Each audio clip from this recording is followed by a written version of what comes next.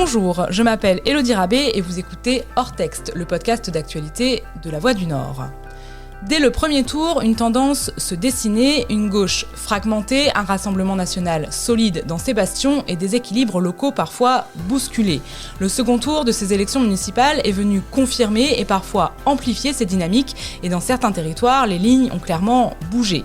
Dans la région, le Rassemblement national franchit un cap. Il dirige désormais 14 communes dans le Pas-de-Calais, soit près de 155 000 habitants. Une progression spectaculaire dans des territoires historiquement ancrés à gauche. Dans le même temps, la France insoumise s'offre une victoire symbolique à Roubaix, ville aux 100 000 habitants, et confirme son implantation dans les grandes villes populaires. Face à eux, les maires sortants résistent souvent, mais plus systématiquement. À Lille, Arnaud Deslandes a été largement réélu, tout comme la liste de Gérald Darmanin à Tourcoing, mais à Valenciennes ou à Douai, ils s'en sortent de justesse. Alors, que disent vraiment ces municipales ? Assiste-t-on à une recomposition durable du paysage politique ? Et surtout, est-ce que cette nouvelle carte locale préfigure déjà la présidentielle de 2027 ? On en parle avec Sébastien Leroy, chef adjoint du service régional de La Voix du Nord, et Julien Lécuyer, responsable de notre bureau à Paris. Bonjour à tous les deux. Bonjour Élodie. Bonjour Élodie. Alors pour commencer, dans le Pas-de-Calais, le RN passe de 2 à 14 communes et administre aujourd'hui environ 155 000 habitants, notamment à Liévin, ancien bastion socialiste où le candidat RN Dany Peva a réalisé un coup de tonnerre. Est-ce que cette poussée du RN est clairement le fait politique majeur de ce second tour des élections municipales ? Dans la région, c'est clair, certes, il n'y a pas la grande commune. On parlait de Lens la semaine dernière ou de Calais, qui avait été un peu des objectifs prioritaires pour le Rassemblement national.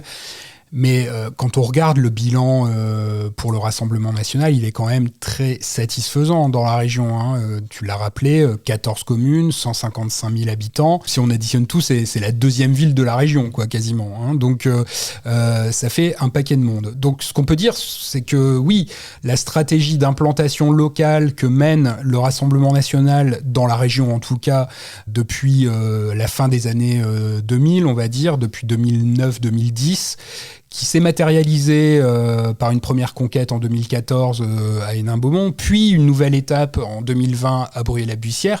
Et ben voilà, par effet de halo, ça continue, le travail méthodique de terrain patient du Rassemblement national et de structuration aussi et de professionnalisation, et ça c'est très important, du personnel politique qui est lancé dans les communes dont on parle et qui sont désormais au tableau de chasse du RN, et ben ça a fini par payer. Les gens qui sont aux manettes maintenant dans des communes du Rassemblement national, à Wagny, à Drocourt, à Liévin, à Arnes, et ben c'est tous à un moment donné des gens qui ont été des collaborateurs ou des proches, même très proches collaborateurs de Steve Briouat à Hénin-Beaumont, qui ont travaillé pour la ville, à la communication, dans le cabinet de Steve Briouat. Et donc voilà, il y a une forme de stratégie du pas à pas qui permet aujourd'hui au Rassemblement national de percer son plafond de verre local. Et il faut bien le dire, en même temps que de crever finalement le plancher vermoulu de la gauche dans la région. Enfin, en tout cas dans le bassin minier du Pas-de-Calais, c'est très clair. Là où gagne le RN, c'est aussi sur les ruines d'une gauche complètement délabrée. Enfin, prenez l'exemple de Liévin. Liévin, c'est complètement ubuesque cette situation. Une ville qui est historiquement socialiste, dont le candidat était Jérôme Darras, le fils du maire historique de Liévin, Henri Darras, mais qui arrive dans des conditions de campagne complètement rocambolesques. Jérôme Darras, il est obligé de se déclencher en janvier parce que Laurent Duporge, le maire de Liévin, lâche tout le monde lors de ses vœux, dit moi je me représente pas. La gauche socialiste est battue en race campagne à ce moment-là et donc doit trouver une solution de repli, et une solution de repli dont il faut bien dire qu'elle n'a pas fonctionné. Donc c'est le cas à Liévin, c'est le cas à Billy-Montigny aussi par exemple, où on a la fin d'un phénomène dynastique avec Bruno Trony, le maire communiste qui était le maire sortant. C'est la fin d'un cycle justement pour le Parti communiste dans ce territoire historique ? Alors, faut relativiser, oui, le Parti communiste perd Drocourt, perd Billy-Montigny, perd Grenay aussi, au profit du Rassemblement national. Ailleurs, ça se passe un peu mieux. Dans le bassin minier du Nord, on peut rappeler que le Parti communiste conserve Saint-Amand-les-Eaux, où se présentait Fabien Roussel, il conserve Try-Saint-Léger, il conserve Rennes, dans le Pas-de-Calais, il conserve Avion. Donc il y a une érosion du Parti communiste qui est maintenant perlée depuis le début des années 2010, on va dire, qui a été très très accentuée en 2020 avec la perte de grosses communes comme Seclin, Marly, Oisier. Mais voilà, on a une espèce de déliquescence du Parti communiste, mais aussi du Parti socialiste, encore une fois, dans des communes où le RN est en train de prendre la place dans les suffrages des électeurs de ces communes-là. Les percées du RN, comme à Liévin, où je rappelle que le candidat a gagné la ville avec 53,58% des voix, c'est un tournant national aussi, ou c'est encore très localisé, cette poussée frontiste ? Elle est encore localisée, même si elle se répand, hein, elle infuse. Il y a quand même une situation qui est liée aussi à un terreau politique très particulier dans le Pas-de-Calais. C'est tout aussi vrai pour le sud-est et le pourtour méditerranéen au sens large, où il y a une implantation qui est durable de l'extrême droite et qui se concrétise lors de ces élections municipales. 60 à 70 communes en fonction de la manière dont on les enregistre sous la bannière Rassemblement National. 3000 candidats revendiqués qui intègrent les conseils municipaux. C'est loin d'être anodin. On peut parler de percée, et Jordan Bardella a le droit de le dire. C'est particulièrement significatif dans des villes moyennes et des petites villes. En effet, Orange, Carpentras, Agde, la Seine-sur-Mer, Carcassonne, Menton, il y a beaucoup d'exemples de conquêtes. La ville la plus grande, c'est Nice, et ça, c'est une vraie grande prise de guerre, mais que je rappellerai, c'est pas le Rassemblement National qui est allé, c'est donc Éric Ciotti de l'UDR rallié au Rassemblement National. Et donc, s'il y a une vraie percée dans les villes, les petites villes et les villes moyennes, là où c'est plus compliqué, où il y a un plafond de verre, c'est dans les grandes villes. Si Nice est un contre-exemple, on peut quand même faire remarquer que Toulon, qui était dans le périscope du Rassemblement National, a été une grande désillusion, alors même que la candidate Laure Lavalette semblait sortir du premier tour avec une large avance, et pourtant elle a été devancée par la candidate LR José Massy. Autre défaite et désillusion, c'est à Nîmes. Et puis c'est aussi le désaveu de Marseille, avec, malgré un très bon score de Franck Alizio, cette incapacité à franchir un cap dans la cité où Benoît Payan a réussi, candidat socialiste, là encore, qui avait refusé toute alliance avec la France Insoumise, a été réélu plutôt confortablement. Et pour terminer, il faut bien voir que si on doit voir les résultats à Paris, Thierry Mariani, candidat RN, a été balayé à 1,6%. C'est vraiment, on le sait, de toute façon, Paris n'a jamais été une terre d'implantation pour le Rassemblement National. Mais quand même, 1,6%, c'est signifiant. Et dans les autres grandes villes, Lille en est un exemple également, Lyon, on sent que quelque chose n'arrive pas à s'implanter, n'arrive pas à se cultiver pour le Rassemblement National dans les plus grandes métropoles. Autre grand fait dans la région, la victoire, pas franchement surprise, de David Guiraud, le candidat insoumis à Roubaix. Avec cette ville de 100 000 habitants, c'est une des plus grandes prises de la France insoumise. Est-ce qu'on peut dire que c'est un signal politique national qui se joue ici ? Alors, la France insoumise, elle, en tout cas, joue clairement la nationalisation de ce résultat, ou même de ces résultats, parce qu'il y a un côté verre à moitié vide, verre à moitié plein, dans l'analyse du résultat de la France insoumise. Dans la région, d'abord, oui, la France insoumise réalise un gros coup à Roubaix, en s'emparant de la deuxième ville de la région. Donc c'est une victoire politique majeure. Et puis, nul doute que les responsables de la France insoumise, à commencer par Jean-Luc Mélenchon, en feront un symbole, comme ils ont fait un symbole de la victoire à Saint-Denis dès le premier tour la semaine dernière. Et puis sans doute d'autres communes comme Vaux-en-Velin, Creil, pour parler d'une autre commune des Hauts-de-France. Mais il y a, si on veut être vraiment rigoureux, quand même, le côté à moitié vide quand même. La France insoumise, dans la région, elle perd Fèche-Tuménil, par exemple. La seule commune qui, jusqu'ici, était administrée par la France insoumise depuis 2020. Une fois qu'on a dit ça, dans ces zones de force, effectivement, dans des villes qui ont des quartiers populaires, qui sont plutôt dans les métropoles, les scores de la France insoumise sont quand même à la hauteur de ceux qu'ils recueillent depuis la présidentielle de 2022. C'est-à-dire une forme de continuité, de fidélisation de cet électorat des quartiers populaires. On le voit à Tourcoing, par exemple, avec un bon score, alors qui permet pas de gagner, évidemment, hein, mais un score aux alentours de 25% pour la candidate insoumise. À Villeneuve-d'Ascq, finalement, Hugo Bernalicis gagne 5 points par rapport au premier tour. Il atterrit à 22%, donc c'est pareil, ça ne fait pas gagner, mais vous avez un socle électoral. Et puis à Lille, ça ne fait pas gagner non plus, mais la Ouaria Hadouche, inconnue au bataillon jusqu'au tout début de la campagne, la Ouaria Hadouche, elle fait 33%. Alors elle est nettement distancée par Arnaud Deslandes, qui l'emporte avec un petit peu moins de 50% des voix, mais 33% pour une candidate inconnue, ça veut dire qu'il y a un vrai socle électoral qui pourra servir d'appui pour les campagnes futures qui ne manqueront pas d'arriver dans les prochaines semaines. Oui, effectivement, dimanche soir, les représentants de LFI se réjouissaient d'entrer dans autant de conseils municipaux. Pour autant, est-ce que ce qu'a expliqué Sébastien, ça résume aujourd'hui la situation de LFI, une force qui monte mais qui ne transforme pas toujours ? Il faut se souvenir aussi que c'est vraiment la première fois qu'ils investissent le champ des municipales, alors qu'il y a 6 ans, ils avaient largement été absents. Les entrées sont nombreuses dans les conseils municipaux, mais les victoires se comptent sur les doigts d'une main et dans des endroits très particuliers. Évidemment, ce qui ressort beaucoup plus du bilan de ces élections municipales, c'est la façon dont les alliances trouvées avec la France insoumise se sont vues sanctionnées dans les urnes. L'exemple le plus frappant, c'est évidemment Toulouse.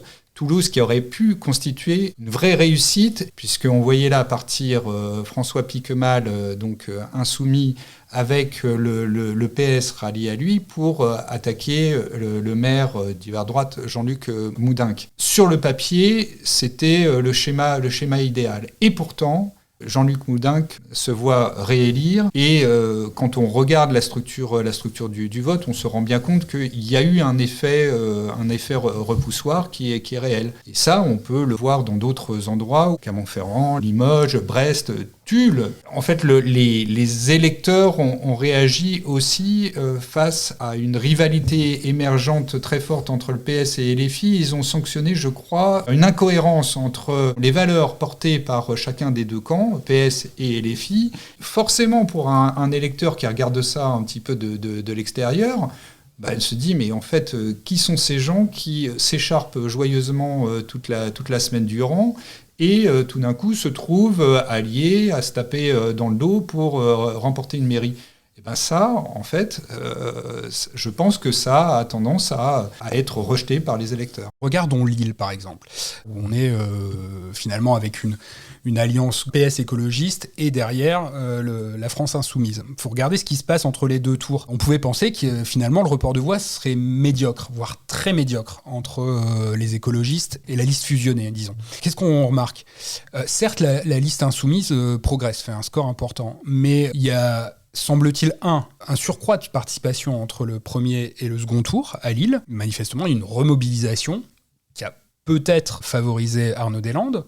2, le report de voix, il n'est pas médiocre du tout, entre les écologistes et le PS. Et 3, il y a, semble-t-il, aussi du vote utile des autres partis. Je pense notamment à l'électorat macroniste ou l'électorat de droite. Ce qui me permet de dire ça, c'est que par exemple, Violette Spilbout, la candidate macroniste à Lille, entre le premier et le second tour, elle perd quasiment 3 points. Et donc, il n'y a pas d'autre explication possible, selon moi, parce que par hypothèse, l'électorat de Violette Spilbout n'est pas allé chez les Insoumis. À mon avis, la seule explication, c'est qu'une partie de l'électorat de Violette Spilbout et sans doute une partie de l'électorat de Louis Delemare, le candidat des Républicains, est allé au secours de la victoire d'Arnaud Deslandes entre les deux tours. Donc, pour moi, il y a un vrai, en tout cas à Lille, et sans doute ailleurs dans la région, un vrai effet repoussoir de la France insoumise. Et ça va forcément poser question pour la présidentielle. Il peut y avoir l'idée aussi d'un vote utile pour éviter que la France insoumise se retrouve au second tour. Ça se dessine en tout cas. La fracture et les tensions entre les partis de gauche dès dimanche soir étaient flagrantes. Ça se déchire aujourd'hui à la suite des grandes pertes, on l'a dit, comme Brest ou Clermont-Ferrand. Clairement, la perspective d'une union pour la présidentielle semble très fragilisée. Est-ce que ces municipales enterrent définitivement cette idée ou est-ce qu'elle reste malgré tout incontournable pour la gauche ? Il y a les appareils et il y a le peuple de gauche. Et d'ailleurs, c'est la même problématique à droite. Quand on regarde les sondages, il y a très peu de gens à gauche qui sont contre l'union avec la France Insoumise.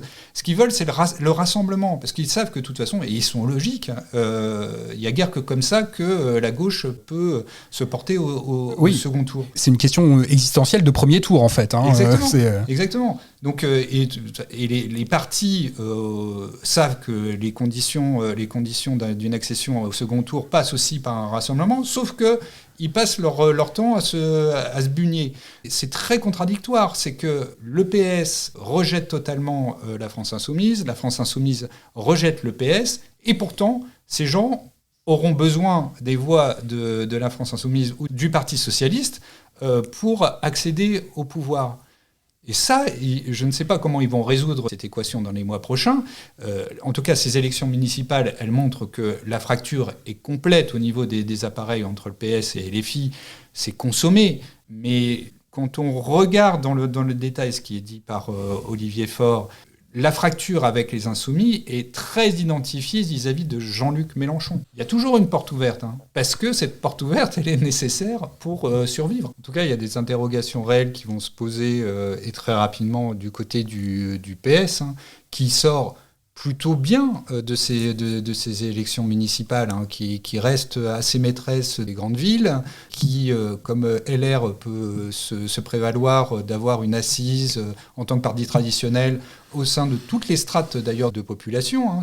Deuxième en nombre de voix cumulées. Oui, non, c'est assez significatif. Et pourtant, demain, il y a un bureau national, demain mardi, il y a un bureau national au PS. On peut s'attendre à ce que ça secoue sévèrement. On parle beaucoup de la gauche, donc du Rassemblement national, mais il y a aussi un autre élément intéressant. En nombre de voix cumulées, la droite, au sens large, reste aujourd'hui très puissante. Est-ce qu'on ne sous-estime pas son poids réel, et est-ce que ce sont justement les électeurs de cette droite de gouvernement, si je peux dire, que le RN est en train de cibler aussi pour la suite ? En tout cas pour la région, le camp du centre-droit jusqu'aux Républicains, on va dire, s'en sort plutôt très honorablement dans la région, en conservant un certain nombre de communes qui vont de moyenne à grande, on va dire, et aussi dans les plus petites communes qui sont moins soumises, on va dire, aux vents nationaux. La droite et le centre dans la région conservent dès le premier tour Maubeuge, conserve Béthune, conserve Saint-Omer, conserve Tourcoing au second tour, conserve vraiment un maillage, un tissu, un réseau d'élus locaux qui reste puissant à l'échelle régionale comme à l'échelle nationale d'ailleurs, même s'il y a pu y avoir des pertes par-ci par-là. Globalement, ça se maintient, et oui, ça fait un petit socle. Alors, encore une fois, est-ce que c'est la préparation de l'union des droites ? Dans la région, je pense pas. On a, encore une fois, une droite ici qui est plutôt d'obédience bertrandiste, on va dire, et donc qui transige pas tellement avec le Rassemblement national. C'est quand même plutôt l'exception dans la région. Ce qui est toujours marquant dans les élections municipales, et de plus en plus, c'est à la fois la permanence d'une domination des deux partis traditionnels, gauche-droite, PS d'un côté, LR de l'autre. LR, il réclame la victoire en tête de liste ou soutenue de 57% des communes. Alors c'est beaucoup de petites et de moyennes communes. Les gains sont pas énormes, et symboliquement, le fait de ne pas avoir gagné ni Paris ni Lyon, ça marque quand même. Mais ce qui est fou, c'est de se dire à quel point cette domination, elle reste sur le maillage territorial, ce qui leur assure une vraie domination du Sénat, notamment, qui sera très important. Pourtant, des scores qui, dans les élections nationales, bien se réduisent à portions congrues. Ce qui montre bien que quand on fait un lien direct entre élections municipales et puis élections présidentielles, on a intérêt à faire sacrément gaffe. Dans la région, on a donc deux signaux très nets. Le RN qui s'installe dans le bassin minier, LFI qui gagne Roubaix et dirigera près de 100 000 habitants, mais aussi certains des maires sortants bousculés, parfois battus ou élus plus difficilement, comme à Valenciennes, où Laurent de Gallet tombe à 36% après avoir été élu dès le premier tour en 2020, ou à Douai, où le maire ne devance le RN que de 154 voix. Est-ce que ça traduit une instabilité nouvelle du système politique local ? Je ne suis pas certain que ça traduise grand-chose chose au-delà de situations locales dans lesquelles le vent national a pu s'engouffrer. Clairement, à Douai, on est sur une situation où on est dans le bassin minier, sur fond de percée du Rassemblement national, un peu partout dans le bassin minier. Alors de manière victorieuse dans le bassin minier du Pas-de-Calais, et plutôt moins victorieuse dans le bassin minier versant nord, mais les scores du RN dans le bassin minier versant nord, là où se situe son socle électoral, ils sont quand même pas mauvais. Effectivement, Douai en est un cas de figure important, mais c'est également le cas à Douchy-les-Mines, par exemple, c'est le cas à Valenciennes. Donc voilà, c'est pas l'instabilité généralisée, au contraire. Enfin, dans la région, on est quand même sur un océan de stabilité générale.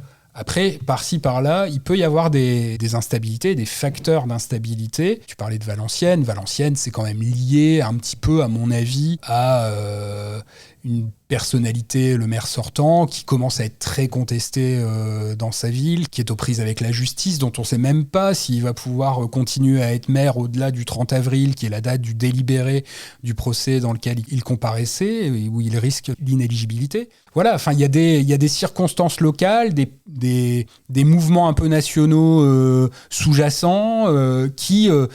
parfois, par-ci, par-là, créer des points de réplique, des points de séisme dans certaines communes, mais c'est pas la règle générale quand même. Concrètement, dans la région, avec ces résultats, le RN va peser dans certaines intercommunalités du bassin minier, LFI va entrer dans la métropole européenne de Lille avec Roubaix. Est-ce que le vrai basculement politique ne se joue pas là, encore plus que dans les mairies ? C'est un peu tôt pour mesurer... l'impact, là il faut que la poussière elle retombe un peu, je dirais, l'impact des municipales sur les élections communautaires.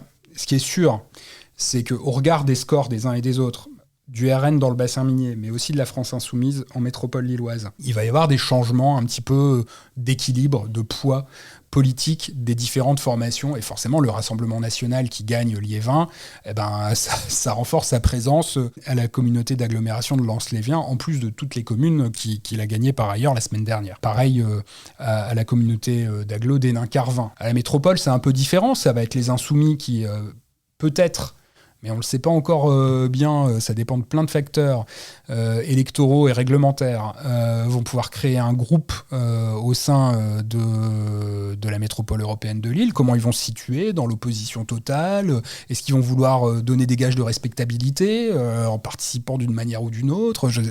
Franchement, c'est compliqué. La gauche a gagné des communes, mais la droite aussi, à Fâche-Tuménil, par exemple. Donc, et puis, au premier tour, il y a une stabilité du groupe actuel majoritaire de la métropole de Lille, qui était le groupe historiquement de Damien Castelin, le groupe MPC, et qui est le groupe du président actuel, Éric Skironka. Donc voilà, il va se jouer un troisième tour, des jeux d'alliance entre les uns et les autres, des équilibres qui devront se créer pour former un exécutif communautaire. L'histoire de la métropole européenne de Lille porte quand même à une espèce de large consensus qui s'étendra peut-être pas jusqu'aux insoumis, ça je peine à le croire, vu les prises de position prises par David Guiraud autour de dossiers très locaux qui vont le mettre en porte-à-faux par rapport à des décisions de la MEL. Ça va être intéressant de regarder un petit peu comment les choses vont se faire pour ce troisième tour et les élections communautaires donc, qui ont eu lieu, mais les élections, la gouvernance des nouvelles communautés urbaines et communautés d'agglo, dont on a jusqu'au 24 avril pour décider qui en seront les futurs présidents.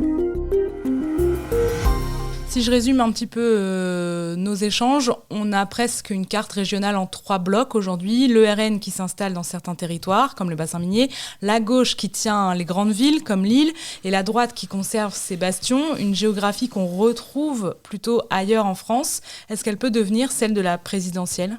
La tripartition politique du pays s'est pas arrêtée avec les élections municipales. Faut se rappeler, aux élections municipales de 2001, de 2008, la question se posait pas du tout dans les mêmes termes. Gauche-droite. On était, c'était l'EPS et alliés et les Républicains et alliés. Il faut faire de la place dans l'analyse au Rassemblement national, il faut faire de la place aux Insoumis et au reste de la gauche, et il faut faire de la place au bloc central. Encore une fois, la recomposition politique qui est en cours depuis 2017, elle ne s'est pas achevée avec ces municipales, elle se poursuit, et mon hypothèse, c'est qu'elle va se poursuivre pendant les prochains mois pour la campagne, pour le premier tour des élections présidentielles. La course à l'Élysée a commencé dimanche soir ? Oui, elle a commencé, on l'a vu au travers des prises de parole de chacun des acteurs. Mais moi, j'ai l'impression que c'est une nouvelle course qui commence. Certes, encore une fois, des élections municipales, c'est une suite de symboles, mais c'est aussi une suite de batailles très locales, avec une incarnation particulière. Dans la grande majorité des cas, c'est vraiment des enjeux locaux, et les électeurs nous le rappellent sans cesse dans les enquêtes. C'est avant tout des préoccupations locales et une crédibilité locale qui est demandée. Mais il faut voir que la présidentielle, elle se construit à la fois autour de deux pôles, un narratif et une incarnation. Et à droite, la situation n'est évidemment pas claire hormis à l'extrême droite, évidemment, sur qui va pouvoir incarner. Et encore. Et encore, oui, c'est vrai, puisqu'il faudra attendre quand même une décision de justice. À droite, on n'est pas tellement assuré sur la personnalité qui peut émerger des sondages et au niveau de la popularité, ou bien au travers d'une primaire. Et le narratif en question, il est vraiment pas clair. Et à gauche, c'est exactement la même chose, si j'enlève évidemment LFI et Jean-Luc Mélenchon. Et autant dire que tout ça va se construire au fur et à mesure des mois. On se rappelle encore une fois, le choix des électeurs, il se construit non seulement sur cette infusion, mais aussi sur les derniers événements d'une campagne, quelques semaines, voire dans les derniers jours de l'élection.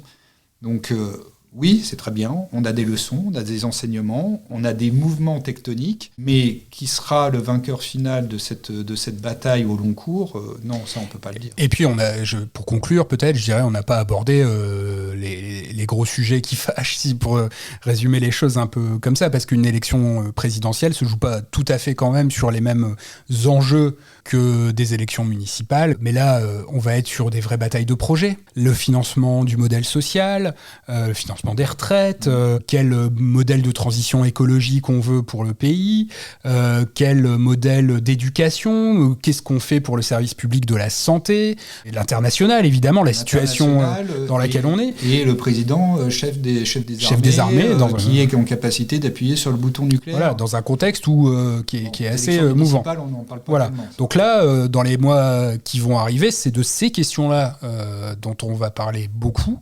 Ça peut aussi changer la donne sensiblement sur l'incarnation et le narratif dont parlait Julien tout à l'heure. Il faudra aussi réussir à mobiliser, parce qu'on n'a pas non plus parlé beaucoup de l'abstention, mais l'élection présidentielle va aussi devoir rassembler peut-être tous ceux qui ne vont pas forcément aux urnes. Oui, alors la participation, elle est sensiblement meilleure aux élections présidentielles que dans tout autre scrutin de la Ve République. Moi, à 1 an de la présidentielle, j'ai envie de prendre un pari et je parie que la participation sera meilleure qu'en 2022. Pour moi, la dramaturgie, elle va être telle que je parie ici que la participation sera meilleure en 2027.